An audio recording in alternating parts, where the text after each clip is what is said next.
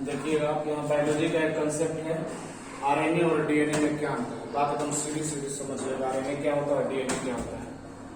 Actually सबसे पहले तो हमको जानना है कि आरएनए और डीएनए का फुल फॉर्म क्या होता है। आरएनए डीएनए का फुल फॉर्म जो होता है डीऑक्सीराइबोन्यूक्लिक एसिड होता है।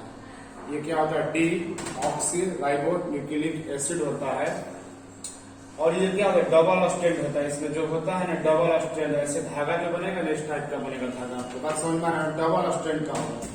जबकि आपको आरएनए का बात करेंगे हम, जबकि आपसे आरएनए हम बात करें, जब से आपसे आरएनए बात करें तो आरएनए क्या होता है, राइबोन्यूक्लिक एसिड होता है। राइबोन्यूक्लिक एसिड होता है। इसका खोज किया था फ्रेडरिक निशर ने, लेकिन इसकी जो संरचना है सिंगल स्ट्रैंड का होता है। इनकी जो संरचना होती है ना सिंगल थ्रेड होता है। इनकी संरचना जो होती है सिंगल थ्रेड होता है, मतलब एकल धागा नुमा होता है। क्या होता है, एकल धागा नुमा होता है। आपको ये बात जानना होगी, जो डीएनए होता है ना डबल धागा नुमा होता है, लेकिन वही आप आरएनए का बात करेंगे तो सिंगल धागा नुमा होता है।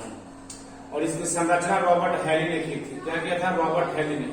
जबकि हम बात करेंगे डीएनए का, तो डीएनए का जो खोज किया है वाटसन एंड क्रिक ने किया है, 1935 में किया था लगभग, ठीक है ना। 1935 में ही किया है, हमने इसका डिस्कशन भी किया है। आगे चल के इसका हमने डिस्कशन भी किया, 1935 में किया है, जिसको आगे चल के ना फिजिक्स में बहुत जो इसको जो आगे चल के नोबेल पुरस्कार मिल गया। क्या मिल गया, नोबेल पुरस्कार 1962 में मिला। तो आप एक चीज और समझिएगा, आप यहाँ पर ये जो हमने बोला ना कि डीएनए का जो आकार होता है ना दोहरी कुंडल नुमा होता है, डबल हेलिक्स होता है। क्या होता है, डबल हेलिक्स होता है। इसका जो आकार होता है ना डबल हेलिक्स का होता है। क्या होता है, डबल हेलिक्स होता है। डबल हेलिक्स मतलब, और एक हेलिक्स के बीच में जो इसका जो डिस्टेंस है, दूरी है ना 34 एंगस्ट्रॉम होता है। क्या होता है, 34 एंगस्ट्रॉम होता है।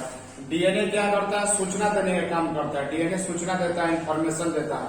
यदि माँ के पेट में बच्चा है तो ये बच्चा को इंफॉर्मेशन देता है कि ये बच्चा जो है ना इसकी माँ का 5 उंगली है, 5 हाथ है, 5 पैर है। ये इंफॉर्मेशन देने का काम करता है, यानी कि अनुवांशिक गुणों का काम करता है। बात समझ में आ गया ना। और ये प्रोटीन को मतलब संचालित करता है, न कि इसका निर्माण करता है। ये प्रोटीन को कंट्रोल करता है कितना अमाउंट में आपको प्रोटीन की जरूरत है। बात समझ में आ गया। आगे भी हम डिस्कशन किए हैं इसका, हम आगे भी डिस्कशन डीएनए किए हैं। डीएनए में 1 हेलिक्स की लंबाई 34 एंगस्ट्रॉम होती है। 1 हेलिक्स की लंबाई कितना होती है, 34 एंगस्ट्रॉम होती है। 1 हेलिक्स बार बार पूछा हुआ है कि डीएनए में 1 हेलिक्स की लंबाई कितना होती है, तो 34 एंगस्ट्रॉम होती है। डीएनए खोज किसने किया, वाटसन एंड क्रिक ने किया, 1935 में किया। इनको आगे चल के मिला, नोबेल पुरस्कार भी मिल गया 1962 में। बस समझ में रहा है ना। डीएनए जो होता है डीएनए में मुख्यतः केंद्रक के गुणसूत्र पाए जाते हैं। डीएनए जो न्यूक्लियस होता है इसमें केंद्रक क्या होते हैं, गुणसूत्र पाए जाते हैं। डीएनए में 2 पूरक पॉलीन्यूक्लियोटाइड पाया जाता है, धागा नुमा होता है। इसमें 2 पूरक पॉलीन्यूक्लियोटाइड धागा नुमा होता है। डीएनए में डाईऑक्सी राइबोसोम सकरा होता है। क्या होता है, डीएनए में डाईऑक्सी राइबोसोम सकरा होता है। यह मुख्यतः थाइमिन बेस होता है। आपको हम बताएंगे थाइमिन बेस और यूरेसिल बेस क्या होता है। अभी आगे चल के हम आपको बताएंगे कि थाइमिन बेस और यूरेसिल बेस क्या होता है। डीएनए में थाइमिन होता है। डीएनए में क्या होता है, थाइमिन होता है। अभी हम आपको अगला आरएनए जब पढ़ाएंगे तो आपको बताएंगे कि आरएनए में यूरेसिल होता है। क्या होता है, यूरेसिल होता है। डीएनए में माइटोकॉन्ड्रिया एवं हरित लौह, माइटोकॉन्ड्रिया यानी क्लोरोप्लास्ट पाया जाता है, कुछ मात्रा में पाया जाता है। आगे चल के समझिएगा, चीजों को देखिएगा।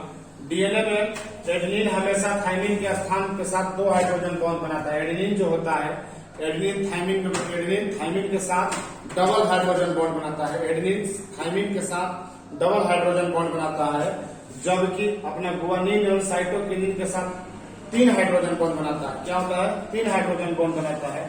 तो आप डीटी याद रख सकते हैं। डी से डीएनए, टी से क्या होता है, थाइमिन। डी से डीएनए, टी से थाइमिन आप याद कर सकते हैं। बात समझ में गया ना।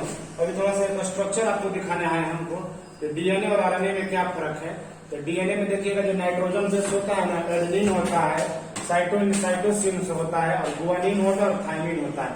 मतलब तीनों में एसीजी सेम होता है। तीनों में क्या है, एसीजी सेम होता है। बट आप क्या करिएगा, यहाँ पर एसीजी यहाँ भी होगा, एसीजी यहाँ भी होगा, लेकिन यहाँ पर क्या होगा, थाइमिन हो जाएगा। बीटी कहेंगे, यहाँ पर क्या होगा आपको पता है ना, यूरेसिल। आरएनए में क्या होगा, थाइमिन की जगह पर यूरेसिल हो जाएगा। क्या हो जाएगा, बाबू ने यूरेसिल हो जाएगा, बहुत बार ये क्वेश्चन में पूछा हुआ है। और आगे थोड़ा देखते हैं क्या है। डीएनए टू डीएनए बनाने की प्रक्रिया को रिफ्लेक्शन कहते हैं। डीएनए से डीएनए एक जनरेशन से दूसरा जनरेशन जो बनता है तो उसे रिफ्लेक्शन कहते हैं। जैसे हमारे शरीर में वृद्धि हो रहा है तो उसे क्या कहते हैं, रिफ्लेक्शन कहते हैं। उसे क्या कहते हैं, रिफ्लेक्शन कहते हैं। यह हमारे शरीर में वृद्धि के दौरान होता है। यह हमारे शरीर में क्या होता है, वृद्धि के दौरान होता है। इसी प्रक्रिया को रिफ्लेक्शन कहते हैं। डीएनए टू आरएनए बनाने की प्रक्रिया को हम क्या कहते हैं, डीएनए टू आरएनए बनाने की प्रक्रिया ट्रांसक्रिप्शन बोलते हैं। इसे क्या कहते हैं, ट्रांसक्रिप्शन कहते हैं। साफ साफ लिखा हुआ, डीएनए टू आरएनए बनाएंगे तो क्या कहेंगे, ट्रांसक्रिप्शन कहेंगे। और आरएनए टू डीएनए बनाएंगे तो रिवर्स हो जाएगा, उल्टा बन जाएगा। क्या बन जाएगा, रिवर्स ट्रांसक्रिप्शन कहेंगे। और आरएनए से जब प्रोटीन बनाएंगे तो क्या ट्रांसलेशन कहते हैं। जब आरएनए से प्रोटीन बनाएंगे तो क्या कहेंगे, ट्रांसलेशन कहते हैं। बात समझ में गया। डीएनए से डीएनए बनेगा तो क्या बनेगा, रिफ्लेक्शन बनेगा। डीएनए से डीएनए बनेगा तो रिफ्लेक्शन। डीएनए टू आरएनए बनेगा तो ट्रांसक्रिप्शन। आरएनए टू डीएनए बनेगा तो reverse transcription. RNA to protein बनेगा तो ट्रांसलेशन बनेगा। बात समझ में आ रहा है कि नहीं आ रहा है जी। आप यहाँ पर थोड़ा देखिएगा, फिर हम थोड़ा आरएनए पर डिस्कशन करते हैं। आरएनए होता क्या है एक्चुअली। आरएनए बेसिकली एक टाइप का होता है,